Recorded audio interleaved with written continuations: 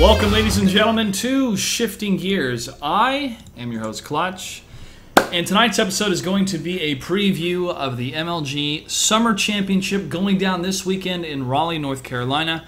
Joining me this evening is the one and only Dylan J. Laurie, one of the greatest writers when it comes to esports in the world today. Yeah. And tonight, we're going to cover pretty much an overview of what's going to happen this weekend, what we would like to see, some predictions, cover the different games. And it's going to be a bit of a light episode, guys, because I moved 2,200 pounds of concrete today. Cut it up out of the ground, worked at a fire station, and anyways, I'm tired. So... lifted it all at once, right? No, had to break it up in pieces because it wouldn't fit out the door if I lifted it all at once. It was possible, but I just need to rest up for tomorrow. More work tomorrow, and then the plane ride. That's right, Thursday. So looking forward to this. Of course, of any esports event to be able to attend live really is an amazing experience to see. See these live. Off the bat, though, I've been really impressed and almost kind of overburdened with the amount of esports events that have happened, mostly with League of Legends and StarCraft 2 over the last couple months. I mean, it has been every weekend there has been an event, and I felt like I had to cover or watch the event to kind of take notes on production, to understand what was happening within the metagame, at least try to keep tabs on everything that's happening, and it almost seems like it's too much, man. But if I worked full-time in esports, it would be, part of my job to do that. Yeah, definitely. So we're getting there. We're getting there. It's a nice little hobby now, but, we all want to get to that one, the plateau of getting paid. That's true. That's true. We all want to get there. Hopefully soon, my friend. Well, besides the statistics of business when it comes to payment and esports, let's break down first StarCraft 2. And I'll go ahead and lead this here, since this is my forte when it comes to esports. First off, I want to mention that the game player roster has not been announced yet from MLG. That information has not been released. But we do have an overview of what is happening with the bracket system. So there's going to be 3 separate stages of the event. And I don't want to mix it up with the physical location of the actual stages, like where the player's going to be. There's going to be 2 of those, and I'll get into more of that later. But, and I'm going to read this pretty much verbatim from the MLG website and try to break it down a little bit in case there's any confusion. First off, as in all 2012 StarCraft 2 Championship events, the Summer Championship event's first stage will be a massive double elimination open bracket. So no changes there, except new for the summer is the fact that open bracket match history will not be carried over into the latter stages of the event. The death of extended series, which a lot of people...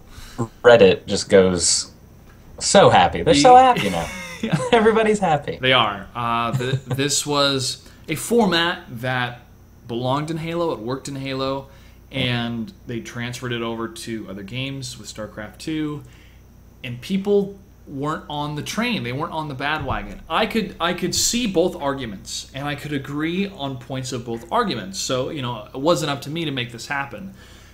The major negative connotation, really, or situation that was created because of extended series is that it hurt the storyline of the games, especially in the finals. And that was what a lot of people griped about. But Sundance said, no more extended series, rest in peace. So let's move on to Stage 2. Stage 2 is group play, and this type of group play has replaced the pool play. And the major differences is there's going to be 4 separate double elimination brackets. There's going to be 32 players, which will compete in group play with 8 players per group, so 4 groups. 24 of those players, including the top 16. So we know who the top 16 are from the Summer Arena, right? That list is online. Mm-hmm. Okay, so we have that 16, and then 8, which is the 24. Those 8 players will be announced later.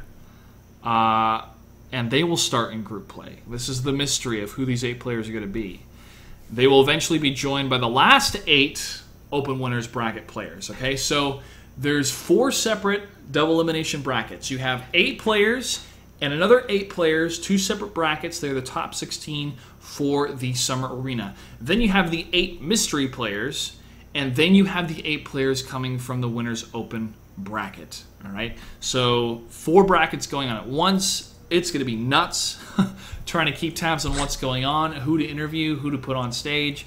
But they have the production crew, Chris Puckett, Ryan Thompson, everybody backstage to make that happen, and we all coordinate on what we should do to fill time if necessary. I mean, that's part of production. That's my job.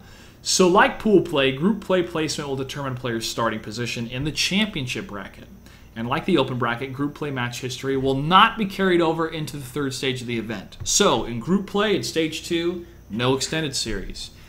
Stage 3, championship bracket is the 3rd stage of the event. And like the Summer Arena, it is broken up into 2 separate brackets. Each bracket will progress until only 1 player is left. The final 2 players will then compete for the Summer Championship title in the best of 7 final match. So this is a repeat of what we saw at the arena.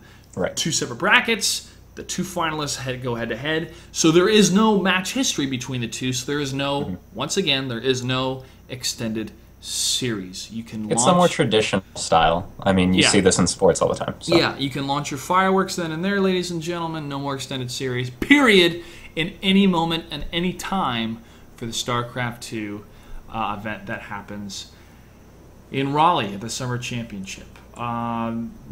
Continuing on, they say, okay, it's sold out, passes may become available in the coming weeks, yada, yada, yada. So MLG finally listened to the majority of the community. Dylan, do you think just in tournament style or tournament production or planning, is this a better format compared to the... I think so. Okay. I think it's cleaner. I think somebody who comes in and watches their first event, they're going to get it.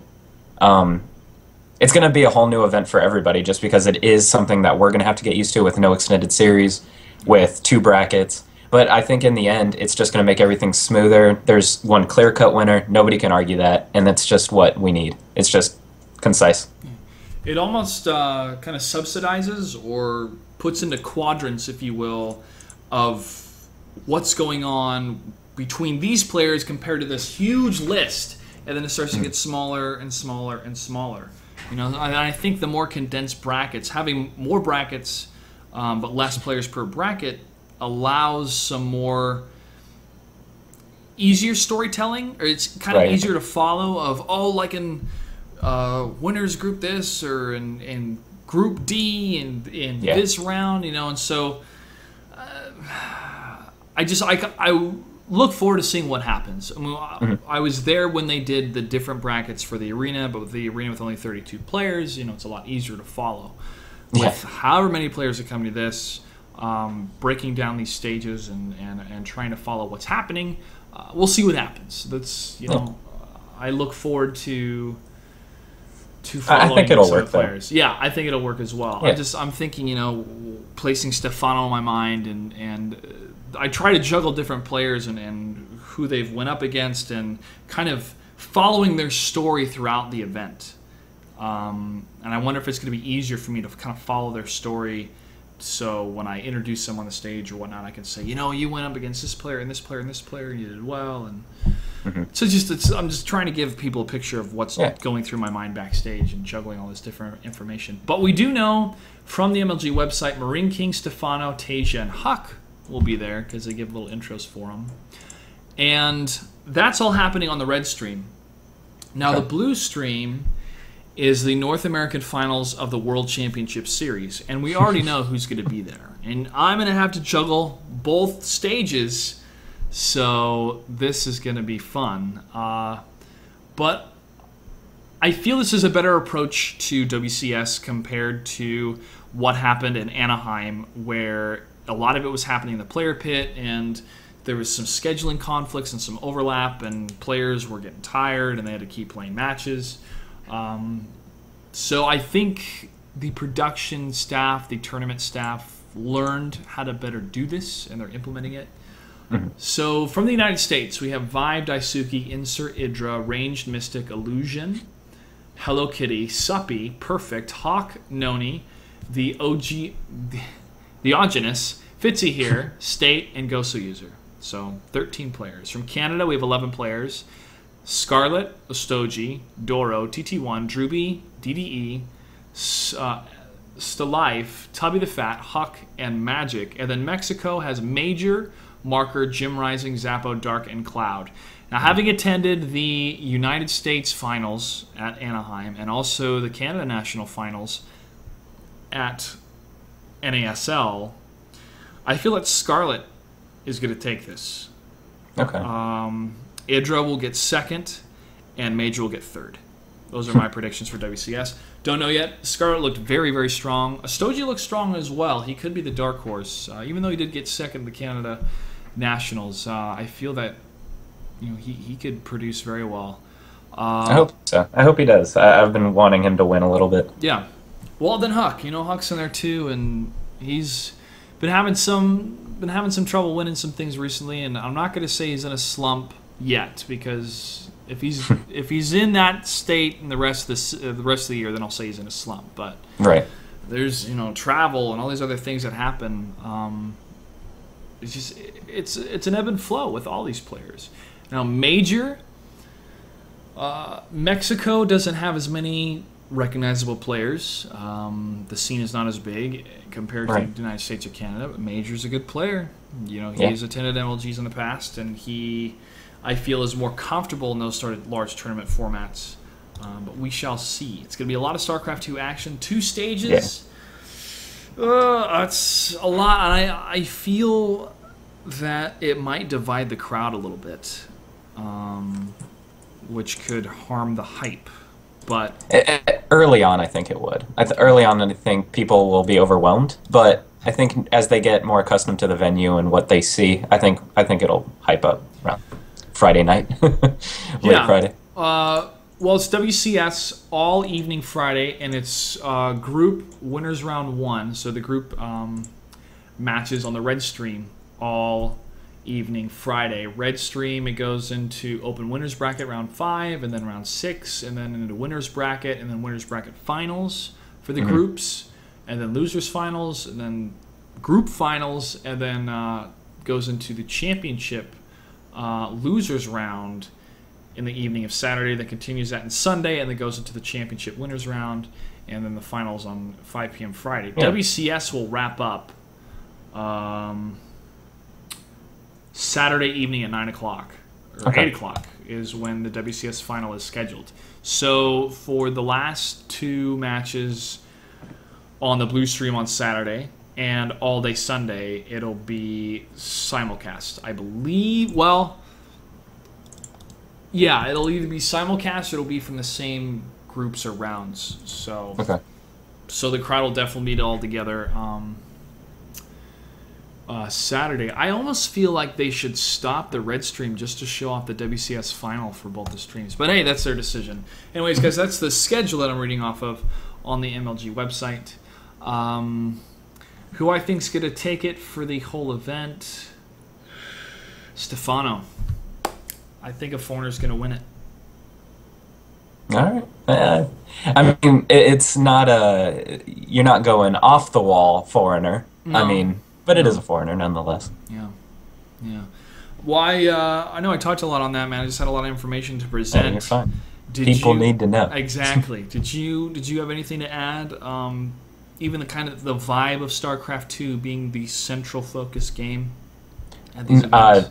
It's still what draws the screams, the cheers, and the jeers. I love it. It's just it brings so much atmosphere to the MLGs, and StarCraft 2 will always just entice the crowd to a new level, which sparks the excitement of other games of like League and the fighters, because they want to compete and they want to be loud too. So StarCraft 2 just benefits everybody.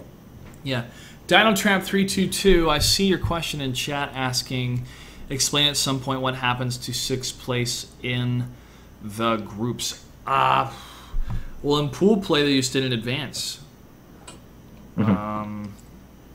So I don't know what's going to happen to the 6th place person. If they'll drop into some sort of losers bracket in the championship round. I mean, I don't know how high you have to place in the groups in order to make it to the championship bracket. If it's just the winners of the groups, then sixth place just doesn't. If you have four, it just won't place. Seventh place from the groups go, though. Oh, seventh place. Okay. I don't know. That's a good question. I'd have to graph it out. I do not know. But hopefully you'll have an answer this weekend. I did see. I was watching an Idris stream not so long ago, and he got matched up against Ghost User on ladder, I think 4 straight times, and they would BM each other the entire time. So I'm excited to see what that dynamic is going to be in Raleigh, because they just kept BMing each other. It was funny. Okay. Adebisi knows there is no 8th and 6th. You tie for 7th and 5th. Oh, okay. Which we've seen in the past. We've seen those ties. Ties of 5th, Yeah. ties of 7th. And it helps that nonsensical placement match that you have to play if you have to determine who's 7th and 6th, because we had them in fighting games in Call of Duty when we had Call of Duty, and it was just nonsensical. People wouldn't take it seriously. Yeah, like if you're matched at Group A and Group B and you're both in 6th place for those groups, you can't he technically won more games during the event, so he's in the spot. No, it's even. All right. Yeah, just tie it. Yeah. Adebisi is going to be there. Very happy about that. He is the best observer this side of the ocean. He is awesome. And a really cool guy too. He is. He's awesome. He is. He's the better version of Steve of Destiny. No, I really didn't even see the resemblance, and I've spent a lot of time. I'm friends with Adebisi, and spent a lot of time working with him, and I never saw the resemblance until somebody brought it up, and I went, "Oh, I do see it. That's weird." Anyways, so moving on, shifting gears, if we will, let's talk about League of Legends.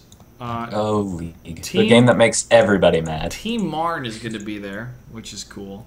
Yeah. I was going to try to have Tiberius Audley on the show tonight, guys. He is our resident League expert, but he was unable to make it.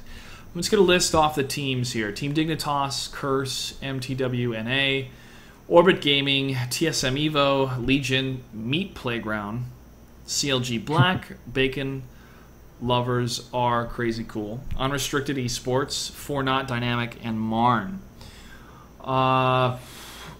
Predictions, I feel I don't have enough information for some of these teams to give a legitimate prediction. But just for the heck of it, I'm going to say that Dignitas wins this one. Team Dignitas. I like that pick. I do. But I think CLG... I think they're just too strong, and they really want to be the next. They want to take TSM down a notch, and of course TSM's not going to be here, but they're right on their heels, and they want to prove themselves. Well, if CLGNA or CLGEU was here, I would definitely go for them.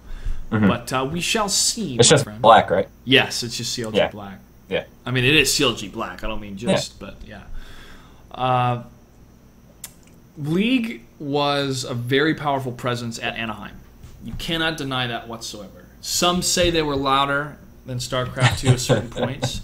I would say, 11 o'clock in the morning, there's more people at League than was for StarCraft 2 because they were watching the feature station or watching other things in the venue. But there's a video on YouTube that somebody took from the back of the League crowd, and I can hear my voice through the speaker system when I'm introducing the Kespa players. And the sheer craziness that is happening within the crowd of StarCraft 2 was almost deafening what was happening in League. Yes. But I feel League, with the sophomore event for them this year, the second season, having the booths, teams are going to be more prepared, I feel, having the right headsets, type of headsets. For the booths and know what to expect, and I believe the fans will as well. I was very impressed by Monte Cristo, who did casting for the arena. I really enjoyed his talent. I thought he did a great casting job. Was great.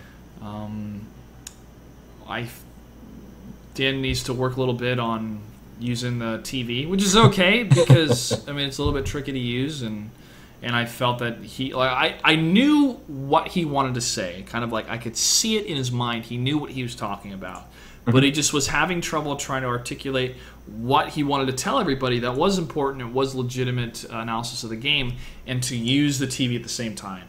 and it's only going Right. to come with more practice. So, Of course. Of course. and I believe the TVs are making a return, at least for StarCraft 2, Nice. at the event. So that's going to be cool. What I'm excited about for League, though, is getting to know all these new teams. Because I think that's what's really going to push League to the next level, is getting just a broad spectrum of teams that people can root for, or at least know. Because right now we have TSM, CLG, CLGEU, and, a couple more teams, Dignitas and whatever. But once we get a ton of teams, that's when we're really going to see the whole realm of League just take off. I feel the same way. I feel that I have a solid understanding of League, in the sense of me playing it, and I can definitely tell you what's happening on the screen, and I could host an event for it. It wouldn't be as good as StarCraft 2 because I've been involved in StarCraft 2 for longer, Right. in the professional scene, but seeing specific players and then seeing their specific teams and knowing the difference of the Korean teams versus the European Western teams, of kind of like messing with Baron or going for Baron or fighting around Right. Baron. The Koreans, they don't do that. If they're gonna get Baron, they're gonna get Baron. If they don't, they don't. They don't mess around with this stuff. And seeing the different approaches of the strategies, Yeah. is cool. I look forward to watching more of that. Just unfortunately, in that regard, I spend my time when I'm at this event focused on StarCraft 2. I hardly have any time to look at anything else. I'll try to catch some Mortal Kombat or the other fighting games. I'm trying to watch a little bit of League, but I'm there working, man. Of course. And I mean, same for you, Yeah, I'm stuck in the fighting game pit. I mean, I love it, but I would love to go check out the other games. Yeah. But the cool thing that you were saying about League and the teams with their different strategies and how they play is when I played Counter-Strike and when I followed Counter-Strike professionally, you really saw the difference between a Swedish team and an American team, or a Brazilian team versus a Korean team or a Chinese team that play Counter-Strike.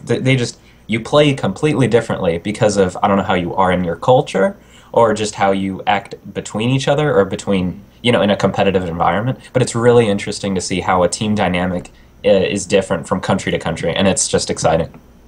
It is. And even the approaches, and I can transfer this over to StarCraft 2 of why foreigners are sent to Korea, because there's different approaches to StarCraft 2 that is not even thought about or brought up in the Western world, that Korea does. Even thinking back to the use of Hellions between Terran versus Terran or Terran versus anything, and how the Koreans, especially Boxer, was really dominating with that, and how it started to be incorporated over into the West. So I look forward to watching more of the evolution of League of Legends.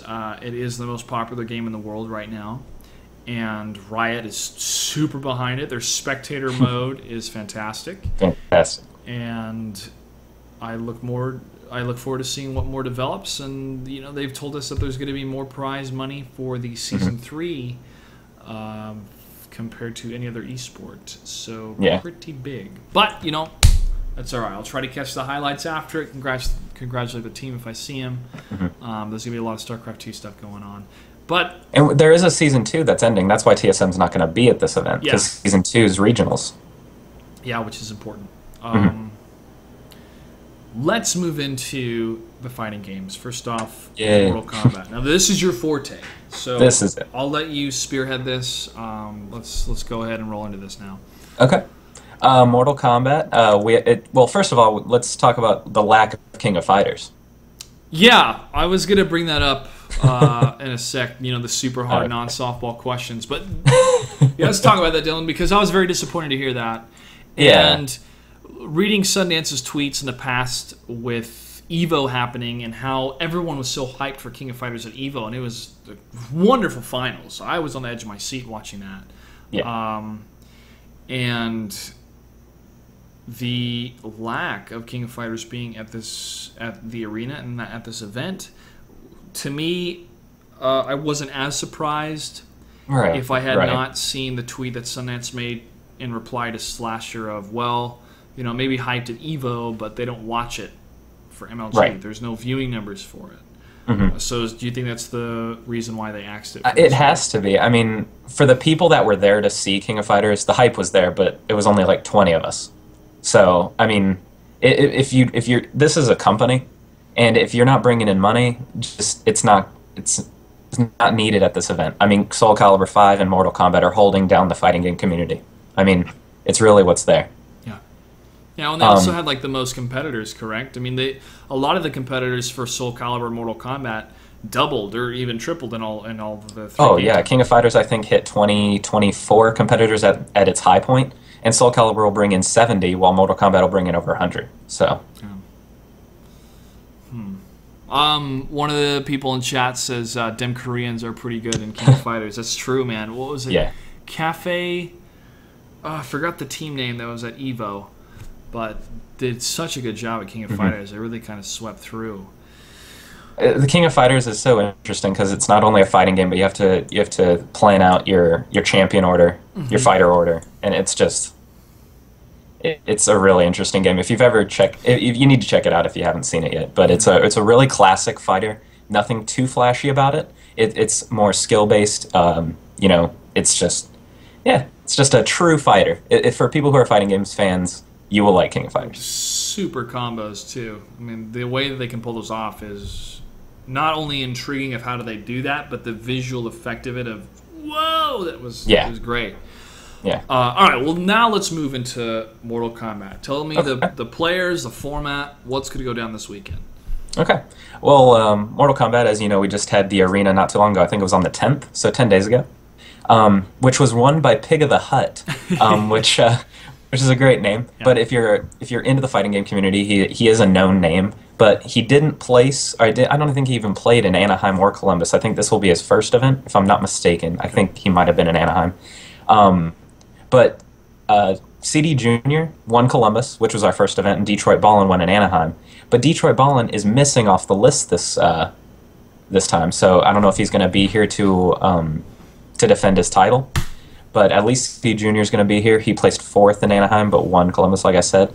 But so many competitors. The list is huge. We have so many new names. Team GGA is going to be there. We got 16-bit, Dizzy. All big names that finished in the top 8 from the past 2 events. Pig of the Hut, of course, is going to be there.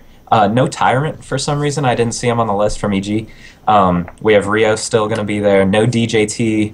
But again, there's a lot of names missing, but there's a lot of new names that are going to be there. And that's the beauty of Mortal Kombat, is because anybody could win the event. And that's so exciting.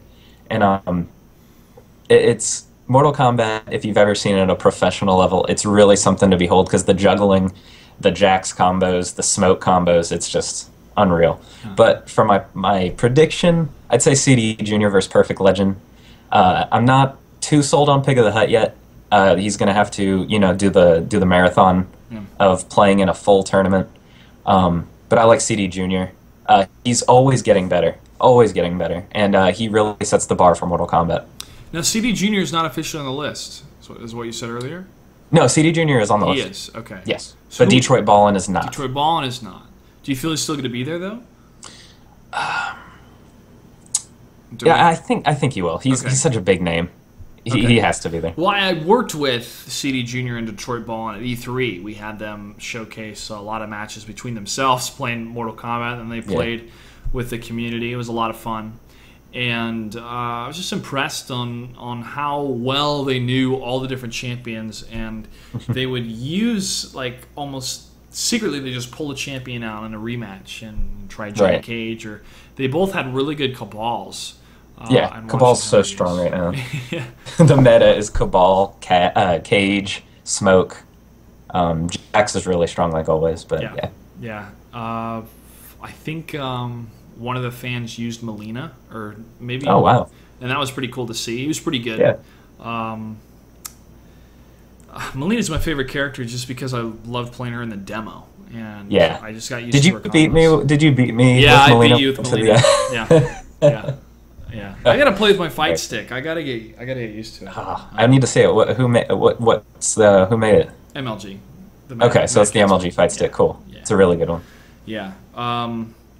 Now, I'm going to spring this question on you. Do you think there's going to be any hype or video content for Injustice? At MLG? Yeah. Do you think they're going to... Because they showed some videos at EVO. NetherRealm Studios, and Warner Brothers is, is one of the partners of MLG. They're pushing Mortal Kombat, so...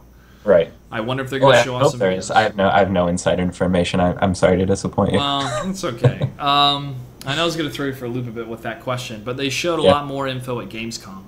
Okay. And I'm not a big fan of Catwoman's design. I think she looks Yeah. a little bit odd. I love Catwoman. She's one of my favorite characters. Mm-hmm. Superman looks great. Flash looks great. Batman looks cool.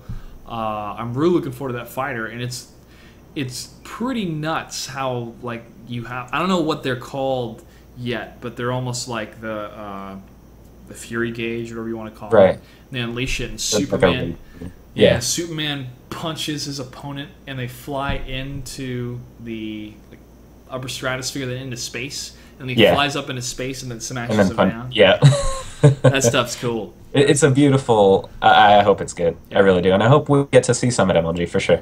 I do as well, and some people have brought up, Street Fighter and how that is a huge game that's not on the fighting games list. And I know, you can say what you want about Street Fighter. I grew up playing Street Fighter. It's a great game. Yeah, but I mean, it's not just because MLG doesn't choose to. It's Capcom and the whole. Yeah, there's issues there, but Yeah. my favorite fighter is Mortal Kombat, and to me, it's the pacing. I feel I can follow it better. It's not as flashy.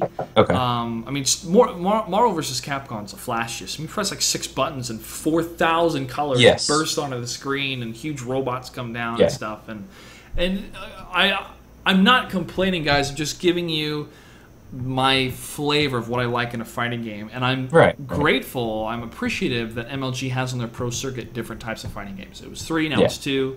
So with that being said, let's transition into Soul Calibur 5. Unless you had anything more to go with Mortal Kombat. No, Mortal Kombat. Just yeah. All right. Just there's people missing, and I want them to be there. That's really it. Yeah. So Soul Calibur.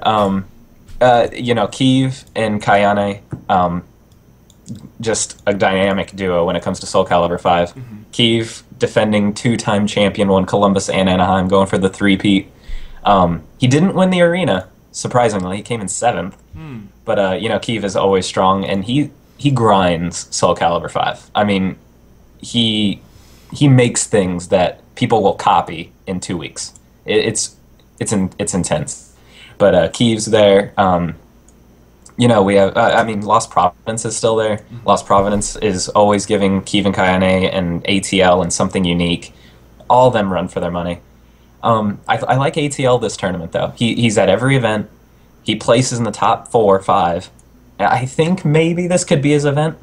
ATL, but Kiev until somebody dethrones him, I can't go against him. Okay. Now we talked about this before the show. Yeah. Kayane is not on the list. Not on the list. So, you tweeted her. I did. I asked her. She hasn't responded yet. I hope she's there. I really enjoy her presence at the events. We have to talk a little bit in my very limited French. I mean, she knows English just fine, but when I first met her, there was some things I knew about the fighting game community, but it was more of like from the arcade days, and it was more of me playing those arcade games or being at laser tag and playing Marvel vs. Capcom. And when I met her and other players there, there's like this whole world opened up to me about the whole fighting game community, and so I've always kind of remembered her as this bridge, as this key to unlocking the secrets of the fighting game community. So. It's a huge family, really, the fighting game community. I mean, you'll see people, like when people played Justin Wong. Before the game even started, people were taking pictures with Justin Wong or Kayane, and they were just like, they recognize who the upper hand is, and they pay their respects, and they just understand and respect each other in the fighting game community, and it's really, really nice to see. Yeah, and that even transitions into the production guys that are behind the scenes, Arturo and everyone else that I've met there. They know what they're doing. They listen to any sort of instructions they have from the top production guys that are in the back that have to make sure the whole show runs smooth, and they create a great product. They do very well producing and directing, and it's good to have that from the fighting game community. Those people are from that community, and they're able to use that. Especially for such a resistant community, they don't want to get too mainstream and I guess sell out. But Arturo and the big names are spearheading the movement, and they really are a good ambassador to the community, and they really are great people. Yeah. At first, I had no idea why they would keep saying no to esports, and then being more familiar with Evo. I think that was my second year I watched Evo, and seeing the type of format they're used to. You know, they don't have commercials or kind of corporate responsibilities. Right. It's just straight on gaming and having a good time. They still have a structure, you know, they have casters and everything, but of course, it's a different feel. And I felt that they feel they'll lose that if they move into the esports family. Exactly. I don't think they would lose kind of the soul. There would have to be some adjustments to whatever kind of corporate marketing structure there is. But you can also make that argument with esports trying to transition into television. It just wouldn't work. Esports would kind of lose its soul because we're used to 5 hours, 6 hours on Friday, the whole day Saturday, and the whole day Sunday, you know, for these huge events, and try to do that on television. I mean, NBC can't even get it right with the Olympics, and that's a 2-week event. So the closest you can get is a golf tournament. I mean, you have to, because that goes a full weekend and it's a full day, full 4 days. Yeah. But well, I digress, man.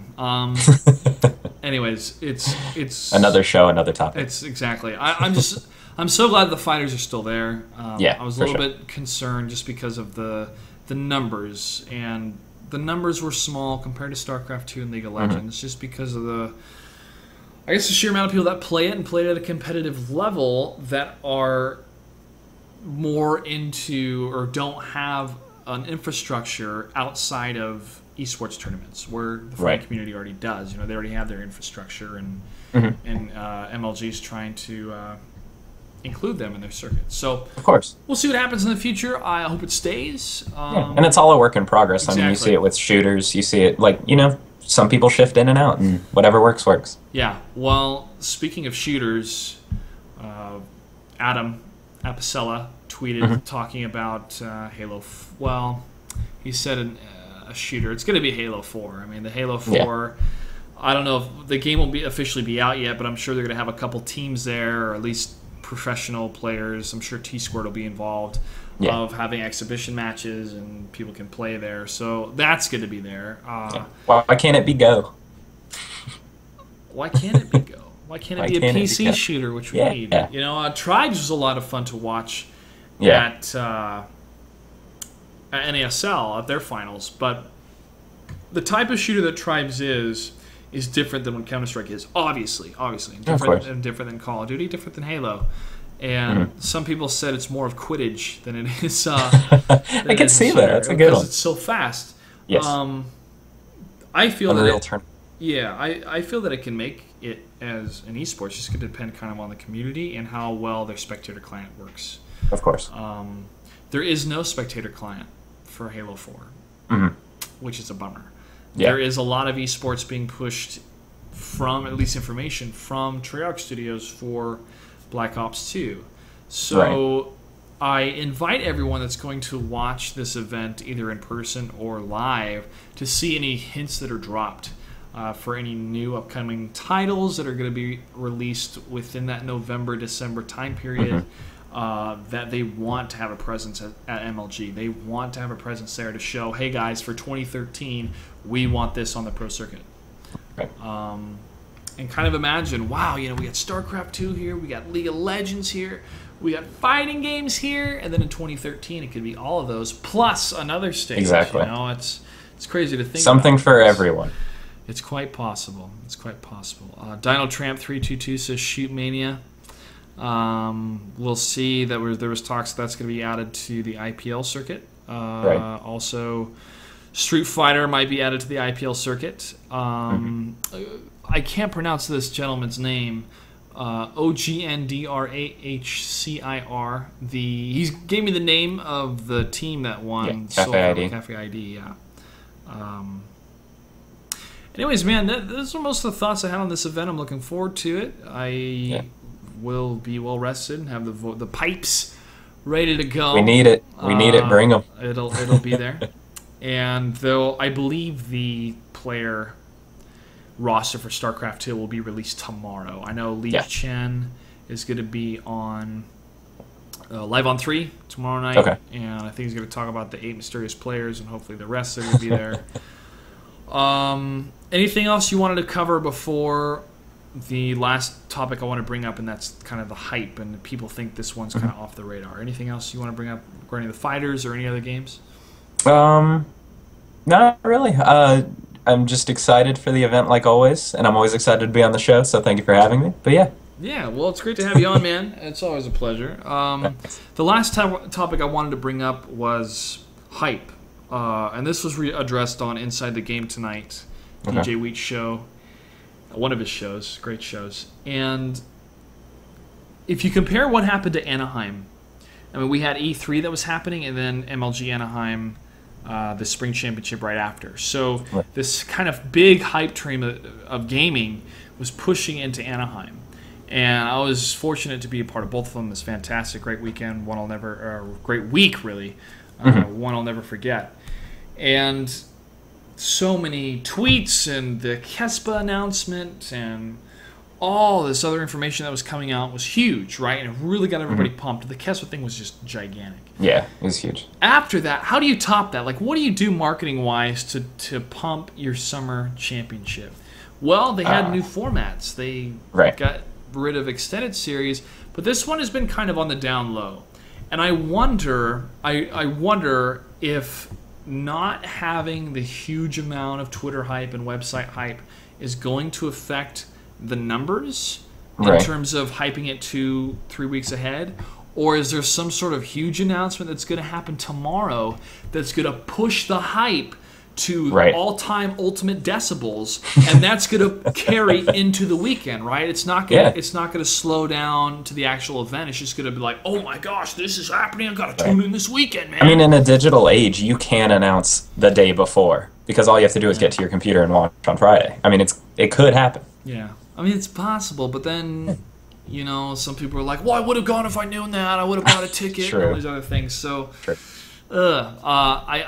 I wonder, because there's been different messaging programs from MLG. Some have worked and some have not worked at all. So we shall see. But I will guarantee this, that I will do my best to make it the best production it can be. Yeah.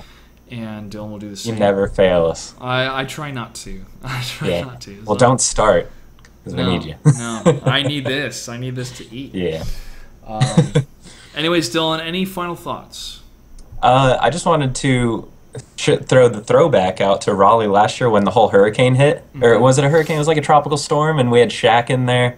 We had Joey Fatone. Yeah. That was an awesome time back then. Yeah, it was. We were in the place where the whole city of Raleigh would go if there was a hurricane. We were fine. This year, it's going to be great, man. You know the weather's great. The weather, I've been looking at it, looks awesome. The pit. That's why it's going to be great. Yeah. It's so good. I'm going Thursday night. We should go. I announced that to all. Awesome. I'll be there. I get in at noon on Thursday. Cool. I get in around 1 or 2. I got to tweet and see if anybody's coming in at that time so I can split a cab. Sure. I heard the Raleigh Times is a great place to just chill, because it used to be the Raleigh newspaper. And then they gutted it when it shut down, and they turned it into a nice, like, night bar. Okay. And it's a really nice place we should check out. Okay, we can do that. We can stop by. I need to make an appearance at the NOS party. Yeah, for sure. So, be great, man. That happens in 2 days. I got to pack tomorrow. It's going to be great. It's going to be great. So, without further ado, I'll plug your Twitter. You guys can follow him at Dylan J. Lowry, and he will be giving all the stats you need, all the information you need for the fighters this weekend. Behind the scenes and junk. I'll give away free stuff. Maybe. Free. Everybody likes free things. That's the right kind of price for me, my friend. All right, well, guys, like I said, it's going to be a shorter episode tonight because I need to sleep. And I want to remind everyone to follow me on Twitter at Clutch08. Tell your friends about the show. It's a great show. Next week, this weekend Guild Wars 2 is coming out, and that's going to be a huge release. I'll be playing it for a little bit. Next week's episode is going to be about Guild Wars 2. But after that, guys, the show's going to go on hiatus indefinitely for a little while. Need to take a break because I'm in a moving situation, career kind of situation here. I wish I could reveal more, but I can't at this time. But don't worry, as soon as Shifting Gears can come back, it will come back. If it needs to change times due to any deals, wink, you guys will know, obviously through Twitter, and I'll let everyone know. But love doing this show. I don't care if it's just me or Dylan by ourselves on a chat channel. I mean, this is great. I love talking about this stuff. So it's what we love. Exactly. So I just want to give you guys a heads up about that. So until further notice, there will be an episode next week. It'll be on Guild Wars 2. After that, there'll be a break. Then after that, who knows? Maybe we'll get Robert Clotworthy on here. Maybe Zoe. She's a wonderful host that did some great work at Gamescom. She's very nice. A lot of potential for this show, man. A lot of people see that. Twitch loves the show, so we're going to keep it going. I love doing this. I talk about so much stuff, man. This is episode 53. It's so crazy. All right, well, without further ado, ladies and gentlemen, thanks for watching. Make sure to watch us at MajorLeagueGaming.com/live all weekend long. You can get your HD pass because why not? Esports in HD, it's what it's all about. StarCraft 2, League of Legends, and the fighting games Mortal Kombat and Soul Calibur 5. And that's it. So have a great evening, and I will see you guys in Raleigh at the Summer Championship. Take care.